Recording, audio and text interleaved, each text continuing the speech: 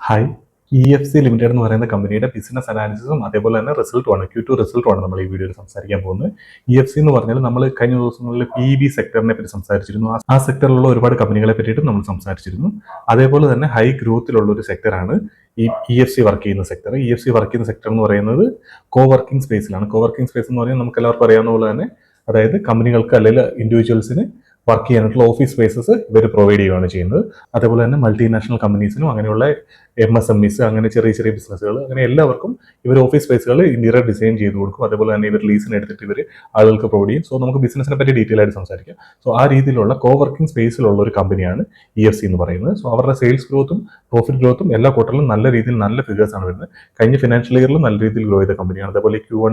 അതേപോലെ ഈ Q1 ഏകദേശം 115% ഗ്രോ ചെയ്തിരുന്ന കമ്പനിയാണ്. ഈ Q2 റിസൾട്ടിൽ അവർക്ക് ഏകദേശം 53% റവന്യൂ ഗ്രോത്ത് ഉണ്ട്. സോ നല്ല രീതിയിൽ പൊട്ടൻഷ്യൽ ഉള്ള അതേപോലെ തന്നെ നല്ല വാല്യുവേഷനിൽ അവൈലബിൾ ആയിട്ടുള്ള അതേപോലെ തന്നെ നല്ല ഗ്രോത്ത് പൊട്ടൻഷ്യൽ ഉള്ള ഒരു കമ്പനി കൂടിയാണ് EFC എന്ന് പറയുന്നത്. ആ സെക്ടറിൽ തന്നെ ഇപ്പോൾ പറയുകയാണെന്നുണ്ടെങ്കിൽ ഒരു ലീഡിംഗ് ആയിട്ട് ഗ്രോത്ത് വന്നുകൊണ്ടിരിക്കുന്ന ഒരു കമ്പനിയാണ്. സോ ആദ്യം നമുക്ക് അതിന്റെ ബിസിനസിനെ പറ്റിയിട്ട് ബേസിക് ആയിട്ട് സംസാരിച്ചിട്ട് പോകാം. ഞാൻ നേരത്തെ പറഞ്ഞല്ലോ EFC എന്ന് പറഞ്ഞാൽ മെയിൻ ആയിട്ട് കോവർക്കിംഗ് സ്പേസിലാണ് വർക്ക് ചെയ്തുകൊണ്ടിരിക്കുന്നത്. മാനേജ്മെന്റ് അവരുടെ കമ്പനിയുടെ ബിസിനസ് മോഡലിനെ പറ്റി പറയുന്നത് റിയൽ എസ്റ്റേറ്റ് സർവീസ് പ്രൊവൈഡർ ആ ഒരു രീതിയിൽ അറിയപ്പെടാനാണ് അവർക്ക് താല്പര്യം എന്നാണ്. നമ്മൾ ഇവരുടെ ബിസിനസ് മോഡലിനെ പറ്റി സംസാരിച്ച് നോക്കിക്കഴിഞ്ഞാൽ ഒന്ന് ഇവർ ലീസിംഗ് ബിസിനസ് ചെയ്യുന്നുണ്ട്. അതേപോലെ രണ്ടാമതെന്ന് പറഞ്ഞാൽ ഡിസൈൻ ആൻഡ് ബിൽഡ് ചെയ്യുന്നുണ്ട്. മൂന്നാമത് ഫർണിച്ചർ ബിസിനസ് ഉണ്ട്. സോ ഈ മൂന്നും എന്താണെന്ന് വെച്ചാൽ ഒന്ന് ലീസിംഗ് ബിസിനസ് എന്ന് പറഞ്ഞാൽ നമുക്ക് ഇൻഡിവിജ്വൽസിന് ഇപ്പോൾ ഓഫീസ് സ്പേസുകൾ കോവർക്കിംഗ് സ്പേസുകൾ നമുക്കിപ്പോൾ അവൈലബിൾ ആണ്. നമുക്ക് ഒരു ദിവസത്തേനോ അല്ലെങ്കിൽ ഒരു മാസത്തേനോ അങ്ങനെ ആ രീതിയിൽ നമുക്ക് എങ്ങനെ വേണമെങ്കിലും നമുക്കത് യൂസ് ചെയ്യാനായിട്ട് പറ്റും. സോ അതിൽ അവർ ചാർജ് ചെയ്യുന്ന ഏകദേശം 6,750 തൊട്ട് 7,200-250 വരെയാണ് ഇവരുടെ ഒരു ആവറേജ് പ്രൈസ് റേഞ്ച് എന്ന് പറയുന്നത് മന്ത്ലി. അങ്ങനെ നമുക്ക് ഇൻഡിവിജ്വൽസിന് എടുക്കാൻ പറ്റും. അല്ലെങ്കിൽ MSME കമ്പനികൾക്ക് സ്റ്റാർട്ടപ്പുകൾക്കൊക്കെ അവർക്ക് ഒരു സ്വന്തമായിട്ടൊരു ഓഫീസ് അവർക്ക് ഉണ്ടാകുന്നതിന് പകരം അവർക്ക് വേണമെങ്കിൽ ഇവരുടെ സ്പേസ് റെന്റ് ഔട്ട് ചെയ്തിട്ട് അവിടെ അവരുടെ ഓഫീസും കാര്യങ്ങളും എല്ലാം അവർക്ക് അവിടെ നടത്താനായിട്ട് പറ്റും. അല്ലെങ്കിൽ ഇന്റർനാഷണൽ ബ്രാൻഡുകൾക്ക് ഇവർ ഓഫീസ് സ്പേസ് ഡിസൈൻ ചെയ്ത് കൊടുത്ത് ഇവരെ ആ വർക്കിംഗ് ഓഫീസ് ഇവർ തന്നെ അവർക്ക് പ്രൊവൈഡ് ചെയ്ത് കൊടുക്കും. സോ അവിടെ അവരുടെ സ്റ്റാഫിന് വന്നിരുന്ന് ഡയറക്റ്റ് വന്നിരുന്ന് വർക്ക് ചെയ്താൽ മാത്രം മതി. സോ ആ രീതിയിൽ വലിയ വലിയ കമ്പനികൾക്ക് ചെയ്യുന്നുണ്ട്, ഇൻഡിവിജ്വൽസിന് ചെയ്യുന്നുണ്ട്, അതേപോലെ സ്റ്റാർട്ടപ്പുകൾക്ക് അങ്ങനെയുള്ള ആളുകൾക്കെല്ലാം ഇവരുടെ ലീസിംഗ് ഫെസിലിറ്റി യൂസ് ചെയ്യാനായിട്ട് പറ്റും. ഈ ലീസിംഗ് ഫെസിലിറ്റിയിൽ തന്നെ ഇവർ ചെയ്യുന്നത് വെച്ചാൽ രണ്ട് രീതിയിൽ ഇവർ ചെയ്യുന്നുണ്ട്. ഒന്ന് ഇവർ സ്വന്തമായിട്ട് തന്നെ പ്രോപ്പർട്ടി ഓൺ ചെയ്തിട്ട് സ്ഥലം മേടിച്ച് അവിടെ ബിൽഡിംഗ് ചെയ്ത് ഇവരുടെ സ്വന്തം പ്രോപ്പർട്ടികൾ തന്നെ ചെയ്യുന്നുണ്ട്. അതേപോലെ തന്നെ ഇവർ തേർഡ് പാർട്ടികളിൽ നിന്നിട്ട് സ്ഥലവും അല്ലെങ്കിൽ ആ ബിൽഡിങ്ങും എല്ലാം റെന്റ് ഔട്ട് ചെയ്തിട്ട് അതിൽ ഇവർ റെന്റ് ഔട്ട് ചെയ്യുമ്പോൾ ആ സ്ഥലം അതേപോലെ തന്നെ ആ ബിൽഡിങ്ങിന്റെ കോസ്റ്റ്, സോ അതിന്റെ ഫുൾ ബിൽഡിങ്ങിന്റെ കോസ്റ്റ് എല്ലാം ഈ സ്ഥലത്തിന്റെ ഓണറാണ് എടുക്കേണ്ടി വരുന്നത്. സോ ഇവർ അവിടെ ക്യാപെക്സ് അവിടെ വരുന്നില്ല, ഇവരധികം ഫണ്ട് അവിടെ യൂസ് ചെയ്യേണ്ടതായിട്ട് വരുന്നില്ല. അതിനുശേഷം ഇവർ ബാക്കി കാര്യങ്ങളെല്ലാം ചെയ്തു കൊടുക്കും. പിന്നീട് ആ സ്പേസ് ഇവർ എന്താ പറയുന്നത് മൊത്തം മാനേജ് ചെയ്യലും ബാക്കി കാര്യങ്ങളെല്ലാം ഇവരായിരിക്കും ചെയ്യുന്നത്. സോ അവിടെ അവർക്ക് ക്യാപിറ്റൽ ഒരുപാട് അവിടെ അവർക്ക് സ്പെൻഡ് ചെയ്യേണ്ടതായിട്ട് വരുന്നില്ല. അതാണ് അതിനകത്തുള്ള ഒരു കാര്യം. രണ്ടാമത്തെ മോഡൽ എന്ന് പറഞ്ഞാൽ ഇവർ സ്വന്തമായിട്ടുള്ള ബിസിനസ്, സ്വന്തമായിട്ടുള്ള സ്ഥലത്ത് ഇവർ ബിൽഡിംഗ് കെട്ടി ഇവരുടെ സ്വന്തമായിട്ടായിരിക്കും വരുന്നത് മാനേജ് ചെയ്യുന്നതെല്ലാം. സോ ഇപ്പോൾ കമ്പനിക്ക് ഏകദേശം 9% ആണ് ആ രീതിയിലുള്ള ബിസിനസ് വരുന്നത്. സോ അതിൽ നിന്ന് അവർ 20% അത് കൂട്ടാനായിട്ട് ട്രൈ ചെയ്യുന്നുണ്ട്. അതിൽ സംഭവിക്കുന്നതെന്ന് വെച്ചാൽ ഇപ്പോൾ അവർ വേറെ ആൾക്കാരിൽ നിന്ന് സ്ഥലം എടുത്ത് അവരുടെ ബിൽഡിങ്ങിൽ വർക്ക് ചെയ്യുമ്പോഴത്തേക്ക് ഇവരുടെ മാർജിൻസ് കുറയുന്നുണ്ട്. കാരണം എന്താണെന്ന് വെച്ചാൽ അവർക്ക് ഈ പറഞ്ഞ പോലെ പേയ്മെന്റ് പുറത്തേക്ക് കൊടുക്കേണ്ടി വരുന്നുണ്ട്. സെയിം ടൈമിൽ ഇവരുടെ സ്വന്തം സ്ഥലത്ത് സ്വന്തം ബിൽഡിങ്ങിലാണ് വർക്ക് ചെയ്യുന്നതെന്നുണ്ടെങ്കിൽ ഇവർക്ക് ആകെപ്പാടെ വരിക എന്ന് വെച്ചാൽ ഇതിന് വേണ്ടിയിട്ട് ക്യാപിറ്റൽ സ്പെൻഡ് ചെയ്യുന്ന ഇപ്പോൾ ഇവരുടെ പ്രോഫിറ്റിൽ നിന്ന് വരുന്ന ആ ക്യാപിറ്റലായിരിക്കും ഇവർ അതിന് വേണ്ടി സ്പെൻഡ് ചെയ്യുന്നത്. ഏകദേശം 20% ഇവർ സ്പെൻഡ് ചെയ്താൽ ബാക്കി എമൗണ്ട് ഇവർക്ക് ലോൺ ആയിട്ട് ചെയ്യാൻ പറ്റും ബാങ്കുകളിൽ. സോ ആ ലോണിന്റെ ഇൻട്രസ്റ്റ് എന്ന് പറഞ്ഞാൽ ഇപ്പൊ ഇവർ പുറത്തേക്ക് മറ്റുള്ളവരിൽ നിന്ന് സ്ഥലം ഏറ്റെടുക്കുമ്പോൾ അവർക്ക് കൊടുക്കുന്ന റെന്റിന്റെ അത്രയും വരുന്നില്ല. സോ മാർജിൻസ് ഇംപ്രൂവ് ചെയ്യാനായിട്ട് അത് ഇവരെ ഹെൽപ്പ് ചെയ്യും. അപ്പം 9% ഉള്ളതിൽ നിന്നിട്ട് 20% ആ രീതിയിൽ ഇവരുടെ സ്വന്തം പ്രോപ്പർട്ടിയിലേക്ക് മാറാനാണ് ഇവർ ട്രൈ ചെയ്തുകൊണ്ടിരിക്കുന്നത്. സോ ഇതാണ് ഇവരുടെ ലീസിംഗ് ബിസിനസ്സിൽ മെയിൻ ആയിട്ട് നടന്നുകൊണ്ടിരിക്കുന്നത്. രണ്ടാമതുള്ളതെന്ന് വെച്ചാൽ ഡിസൈൻ ആൻഡ് ബിൽഡ് ആണ്. ഡിസൈൻ ആൻഡ് ബിൽഡ് എന്ന് പറഞ്ഞാൽ ഇതേ ബിൽഡിംഗ് തന്നെ ഇവർ ഈ പറഞ്ഞ ലാൻഡ് ഓണർക്ക് വേണമെങ്കിൽ ബിൽഡിംഗ് ഇവർ ഡിസൈൻ ചെയ്ത് ഇവരുടെ ഡിസൈൻ ടീം ഡിസൈൻ ചെയ്ത് ഇവർ ബിൽഡ് ചെയ്ത് ഫുൾ കാര്യങ്ങൾ ഇവർ ചെയ്തു. പ്ലംബിങ്ങിന്റെ ഇലക്ട്രിക്കൽ വർക്ക് അടക്കമുള്ള എല്ലാ കാര്യങ്ങളും ഇവർ ചെയ്യും. അതേപോലെ പിന്നീട് ഇന്റീരിയർ ഡിസൈനും പിന്നീട് ഈ പ്രോപ്പർട്ടി മാനേജ് ചെയ്യലും ഇത് ലീസ് ചെയ്യുക അങ്ങനത്തെ കാര്യങ്ങളെല്ലാം തന്നെ ഇവർ ചെയ്യുന്നതുകൊണ്ട് തന്നെ ഇവർക്ക് ഈ പറഞ്ഞ ഇവരുടെ പ്രൈമറി ബിസിനസ്സിനെ ശരിക്കും പറഞ്ഞാൽ ബാക്ക്വേർഡ് ഇന്റഗ്രേഷൻ ആയിട്ട് വേണമെങ്കിൽ നമുക്ക് ഇതിനെ പറയാം. അതായത് ഇവർക്ക് മാർജിൻസ് ഇംപ്രൂവ് ചെയ്യാനായിട്ട് ഇതും ഹെൽപ്പ് ചെയ്യും. ഇവരുടെ രണ്ടാമത്തെ വിങ് ആയിട്ടുള്ള ബിൽഡിംഗ് ആൻഡ് ഡിസൈൻ വിങ് എന്ന് പറയുന്നത് ശരിക്കും പറഞ്ഞാൽ ഇവരുടെ മാർജിൻസിനെ ഇംപ്രൂവ് ചെയ്യാനായിട്ടുള്ള ഒരു ഫാക്ടർ കൂടിയാണ്. സോ ആ രീതിയിൽ ഇവർ ബിസിനസ് ചെയ്യുന്നുണ്ട്. അതാണ് രണ്ടാമത്തെ വിങ് എന്ന് പറയുന്നത്. മൂന്നാമത്തെ എന്ന് വെച്ചാൽ ഫർണിച്ചർ വിങ് ആണ്. ഫർണിച്ചർ വിങ്ങിൽ ഇവർ ഫർണിച്ചർ മാനുഫാക്ചർ ചെയ്യുകയാണ് ചെയ്യുന്നത്. അപ്പോൾ അതും നമ്മൾ നോക്കിയാൽ നമുക്ക് മനസ്സിലാക്കാൻ പറ്റും ഒരു ബാക്ക്വേർഡ് ഇന്റഗ്രേഷൻ ആയിട്ട് നമുക്ക് വേണമെങ്കിൽ പറയാം.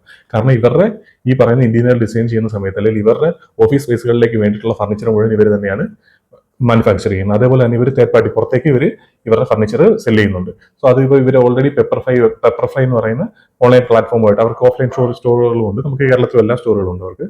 സോ അവരുമായിട്ട് ടൈപ്പിലെത്തിയിട്ടുണ്ട്. കഴിഞ്ഞ ഈ ഫിനാൻഷ്യൽ ഈ കലണ്ടർ ഇയർ തൊട്ട് തന്നെ അവരുമായിട്ട് ടൈപ്പിലെത്തിയിട്ടുണ്ട്. അതിൽ നിന്ന് സംബന്ധിച്ച് ഇവർക്ക് പാൻ ഇന്ത്യ പ്രസൻസ് ആണ്. റീറ്റെയിലിൽ തന്നെ പാൻ ഇന്ത്യയിൽ ഇവർക്ക് സ്റ്റാർട്ടിംഗിൽ തൊട്ട് തന്നെ പ്രസൻസ് കിട്ടിയിട്ടുണ്ട്.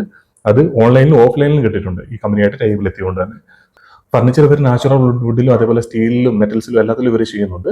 സോ പിന്നെ അതുപോലെ ഓഫീസ് ചെയറുകൾ ഇവർ അസംബ്ലി ചെയ്യുന്നുണ്ട്. മാനുഫാക്ചർ ചെയ്യുന്നില്ല, അസംബ്ലിയാണ് ചെയ്യുന്നത്.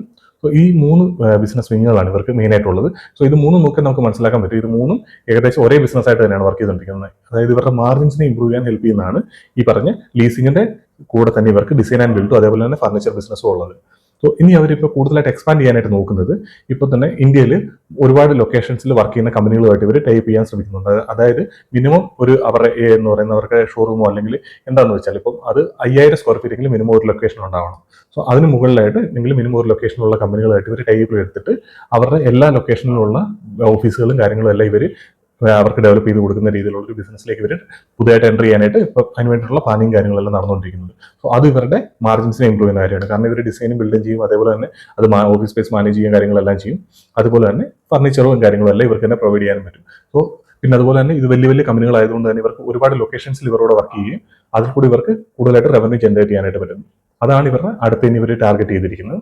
അപ്പോൾ ഇത്തരം കാര്യങ്ങളാണ് ഇവരുടെ മെയിനായിട്ട് ഇവരുടെ ബിസിനസ്സിൽ നടക്കുന്നത്. നമ്മളിനി ഈ കമ്പനിയെ ട്രാക്ക് ചെയ്യുമ്പോൾ നമ്മൾ മെയിനായിട്ട് ശ്രദ്ധിക്കേണ്ടതെന്ന് വെച്ചാൽ ഒന്ന് ലീസിംഗ് ബിസിനസ്സിൽ നോക്കുമ്പോഴത്തേന് ഇവർക്ക് ലീസിംഗ് ബിസിനസ്സിൽ ഞാൻ നേരത്തെ പറഞ്ഞല്ലോ, അവർ ആളുകൾക്ക് അല്ലെങ്കിൽ ഓഫീസുകൾക്ക് ബിസിനസ്സുകൾക്ക് ഇവരുടെ സ്പേസ് കൊടുക്കുകയാണ് ചെയ്യുന്നത് അവർക്ക് അവിടെ വന്നിരുന്നിട്ട് വർക്ക് ചെയ്യാനായിട്ട്. സോ അവിടെ നമുക്ക് നോക്കേണ്ടത് ഇവരുടെ എത്ര നമ്പർ ഓഫ് ചെയേഴ്സ് ഇവർക്കുണ്ട്, അല്ലെങ്കിൽ എത്ര നമ്പർ ഓഫ് സീറ്റ്സ് അവർക്ക് ഓരോ സ്പേസിലും അവൈലബിൾ ആയിട്ടുണ്ട്, ആ സീറ്റുകളുടെ എണ്ണം കൂടുന്നുണ്ടോ എന്നുള്ള കാര്യം നമുക്കറിയണം.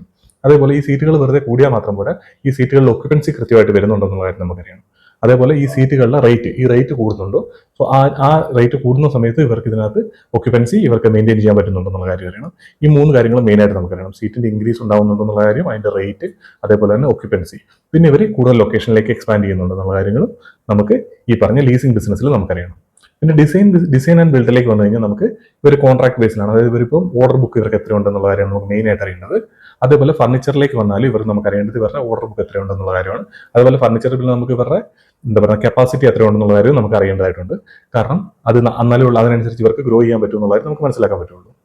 സോ ഇനി ഇതിനകത്ത് നമ്മുടെ ഇവരുടെ റവന്യൂ കോൺട്രിബ്യൂഷനിലേക്ക് നോക്കി കഴിഞ്ഞാൽ ലീസിംഗ് ബിസിനസ്സിൽ നിന്ന് ഏകദേശം 50% മുകളിൽ റവന്യൂയിലേക്ക് കോൺട്രിബ്യൂട്ട് ചെയ്യുന്നുണ്ട്. അതേപോലെ തന്നെ ഡിസൈൻ ആൻഡ് ബിൽഡിംഗ് ഏകദേശം 45% ഇപ്പോൾ റവന്യൂയിലേക്ക് കോൺട്രിബ്യൂട്ട് ചെയ്തുകൊണ്ടിരിക്കുന്നത്. ഏകദേശം 5% ഫർണിച്ചർ ബിസിനസ്സിൽ നിന്ന് വരുന്നത്. ഫർണിച്ചർ ബിസിനസ് അവരുടെ ലേറ്റസ്റ്റ് ആയിട്ടുള്ള ഒരു ബിസിനസ് ആണ്.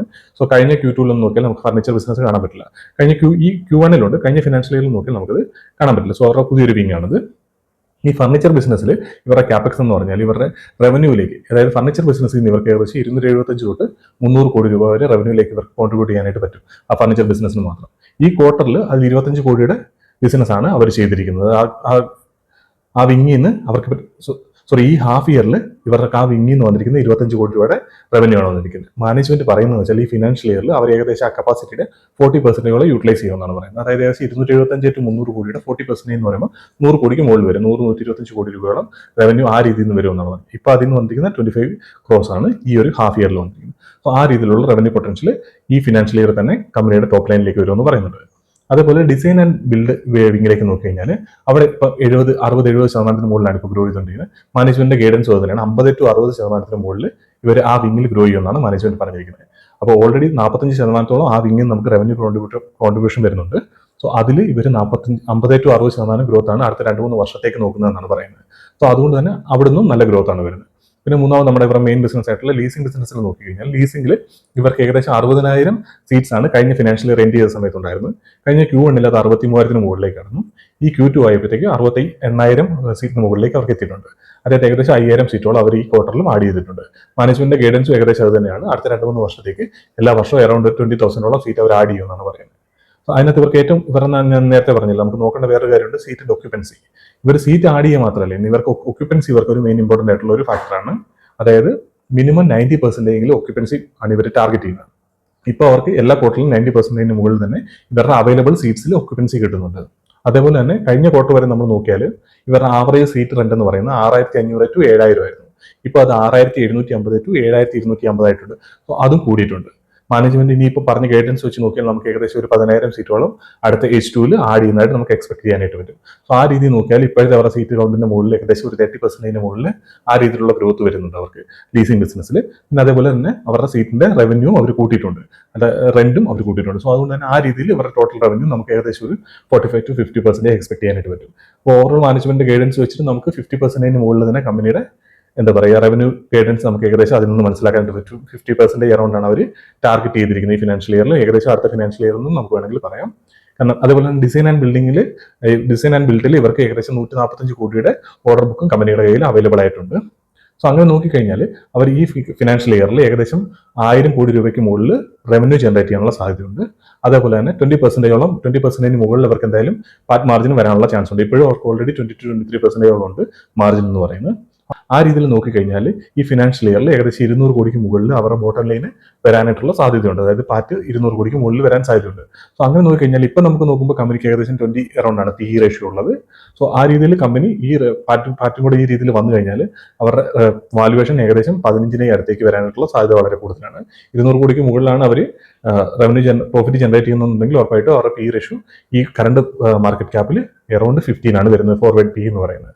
സോ അതും നല്ലൊരു വാല്യുവേഷനിലാണ് നമുക്ക് കമ്പനി അവൈലബിൾ ആയിട്ടുള്ളത്. സോ ഈ ക്വാർട്ടറിലെ പെർഫോമൻസ് നമ്മൾ മെയിനായിട്ട് പറഞ്ഞത്, ഈ ക്വാർട്ടറിൽ അവർ 53% റവന്യൂ ഗ്രോ ചെയ്ത സമയത്ത് അവരുടെ പ്രോഫിറ്റ് ഗ്രോത്ത് ഏകദേശം 55% വന്നിട്ടുണ്ടായിരുന്നു. അതായത് അവർ മാനേജ്മെന്റിന്റെ ഗൈഡൻസിനനുസരിച്ച് ഏകദേശം കമ്പനി അതേപോലെ തന്നെ പെർഫോം ചെയ്യുന്നുണ്ട്. കഴിഞ്ഞ ക്വാർട്ടറിൽ ഇതിൽ നല്ല നമ്പേഴ്സ് ആയിരുന്നു.